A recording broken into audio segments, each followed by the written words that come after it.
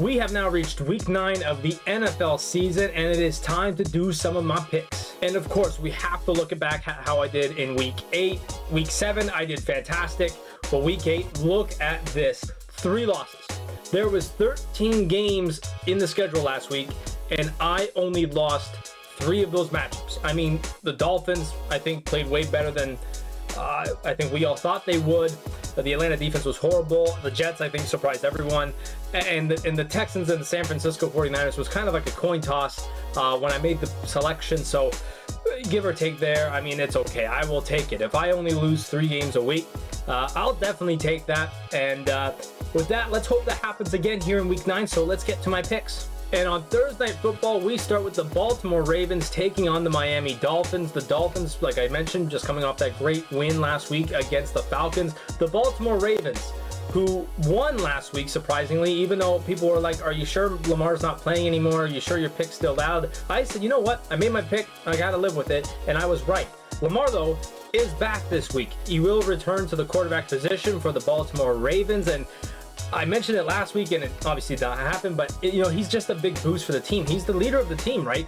So to have him back as your quarterback, that you've missed him for the last couple of weeks, this is huge for the Ravens, and they're going to cook the Dolphins defense. The Dolphins defense has been kind of hideous this season when you look at it overall. And having a guy like Derrick Henry getting going again, he had a great week last week. If you have that same performance from him again this week, it's going to go the Ravens' way. So I'm going to take the Ravens to beat the Dolphins on Thursday Night Football. Then we start the 1 o'clock slate with the San Francisco 49ers taking on the New York Giants. How will the Giants do without Cam Skattebo? Obviously, he had that terrible injury last week, dislocated his ankle. He's out for the year. The running game now goes back to Tyrone Tracy. Is he a Skattebo-like running back? No, not at all. Far from it. I don't think there's many running backs out there that are Skattebo-like. But how will they do now? It's going to be more of a lighter load on the running back side for the 49ers defense that has been ailing all year.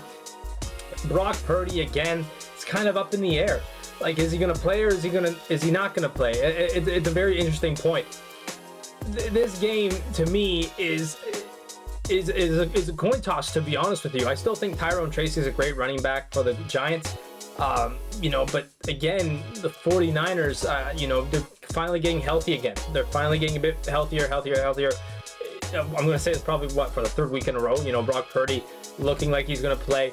If he does, in my opinion, I think the 49ers will win this game. If he is injured, I still kind of think they will, to be honest. I think the Skattebo injury really hurt the Giants. It's now been a week, so we'll see what happens. But nonetheless, I'm going to pick the 49ers to win on the road at MetLife Stadium. Then we go to Nashville, Tennessee, where the Titans are taking on my Los Angeles Chargers. The Chargers coming off that great Thursday night victory against the Vikings last week. The Titans, once again, lost. I mean, it's just such a terrible season for them. I just can't see them having a shot in this game, especially with the Chargers offense and how it's been rolling the last couple of weeks, minus that one Colts game. It's going to be too easy for them against a very rough defense in the Titans. It's been horrible. The offense has been horrible. I think this there's not much to say, to be honest, and especially with the Titans, I've not had a lot to say about their games over the last couple of weeks. So simply enough, it will be the Chargers to win. Then we're off to Detroit with the Lions taking on the Vikings. The Vikings, I mean, they lost Carson Wentz for the year. I mean, it's not a big deal because they're going to have J.J. McCarthy come back this week and be their quarterback. But that's a big blow for a team who had been doing all right, per se. But now you go back to J.J. McCarthy, and this is now kind of the growth part of the year for him, where if he's fully healthy, he's going to be able to grow as a quarterback. But they're going up against one tough cookie in the Detroit Lions. I mean, their offense has been fantastic. They're coming off their bye. They're well rested. Aiden Hutchinson just got his contract extension. How about that? Defensively as well, they're just as strong as they were the last couple of years. It's going to be a rough go for the Vikings. I think it really will be. They might put up a little bit of a fight, but I still just can't see that happening. I'm taking the Lions to win at home. Then we're off to New England, where the Patriots have been on fire as of late. They are taking on the Atlanta Falcons. Atlanta, their defense was rough last week against the Dolphins, like I said, while the Patriots have been insane. They've been fantastic. Mentioned that last week. They're on their little winning streak here. They're having a good stretch of games where they're able to win them, and I think that will continue here. Offensively, they've been great. Now, Ramondre Stevenson did not practice here on Wednesday when I'm recording this video, so we'll see how that goes for him. But I still think they're just as good, even if they don't have him in the lineup. I think they'll do just fine. The Falcons, unless they get a crazy offensive game going, I mean, Drake London has been, on and off the last couple of weeks, especially with his injury. That's going to be a big problem. That's going to be a big problem for the Falcons, especially with this game being in New England and their fan base is finally happy again that their team is doing well. I think the Pats will just win this one. I think they'll continue to be on a roll here. Then we go south to Pittsburgh with the Steelers taking on the high-flying Indianapolis Colts. Who would have thought that? Who would have thought that the Indianapolis Colts, 8 games in, will be 7-1? I don't think anyone would ever raise their hand at that question, and it's just been such a great season for them.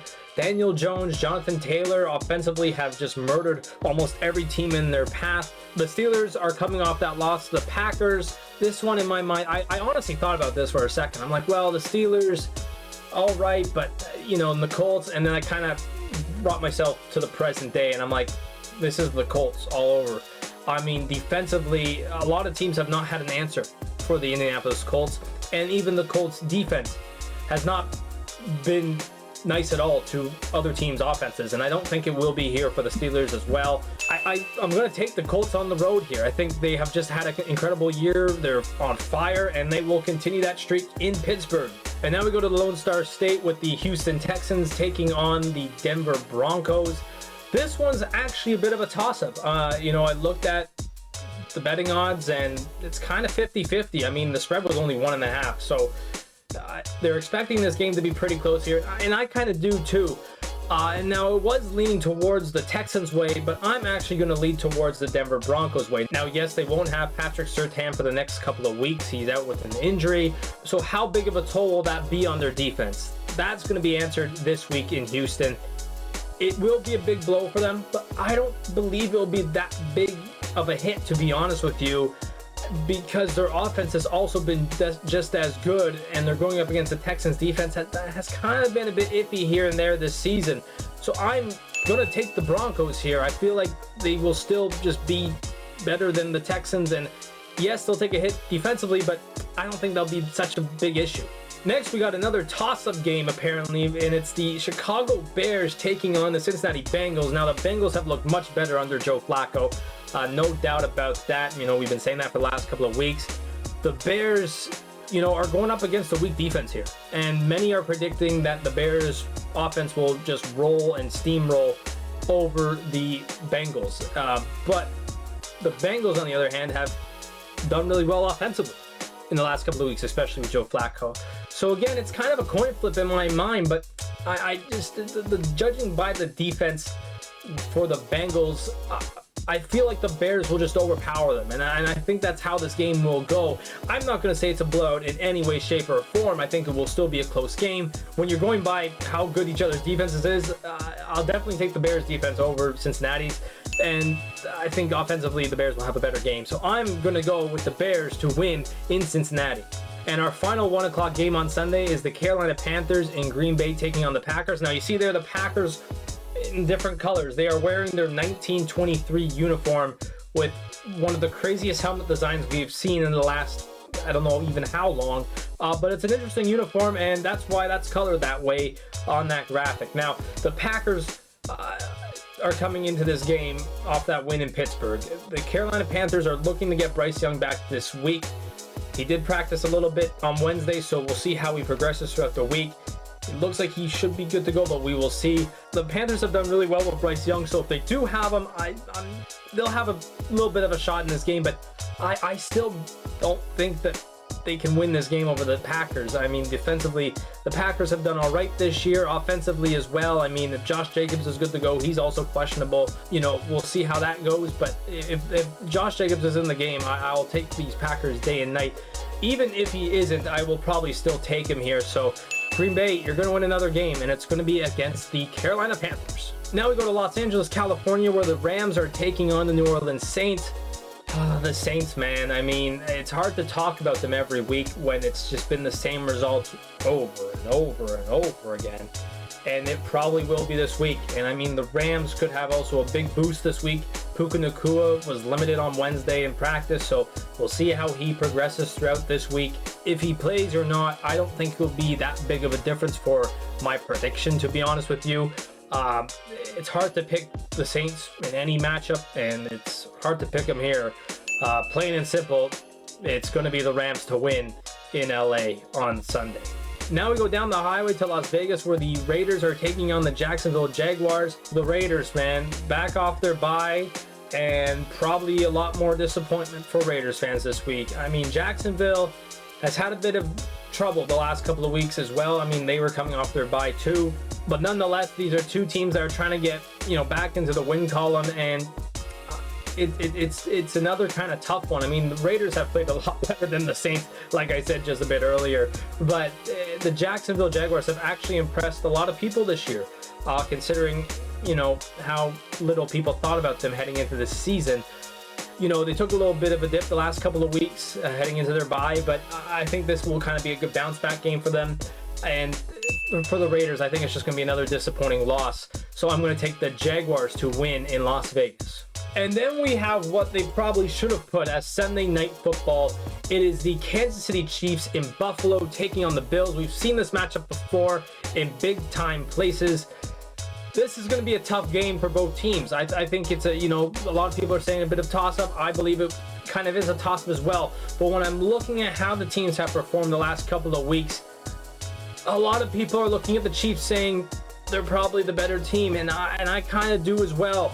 I mean, Buffalo, and I've mentioned this as well the last couple of weeks, have played down to their opponent. I mean, they had a big win against the Panthers last week, and that could probably be a big booster for them heading into this week against the Chiefs. But the Bills, that's just one game. They haven't strung a couple of games together where they've been confident and strong and powerful. Now, they probably will never have that type of a game against a Chiefs team like this, and how good the Chiefs have been playing the last couple of weeks. And I just can't see that happening here, to be honest. I think they might be a bit shell-shocked unless, they have a super game. For the Chiefs, I mean, they're heading into this knowing that they might be maybe a little bit of an underdog, but you know what? I don't think so. I think the Chiefs will win this one in the cold Buffalo air. And now we go to the actual Sunday Night Football matchup. It is the Seattle Seahawks in Washington taking on the Commanders.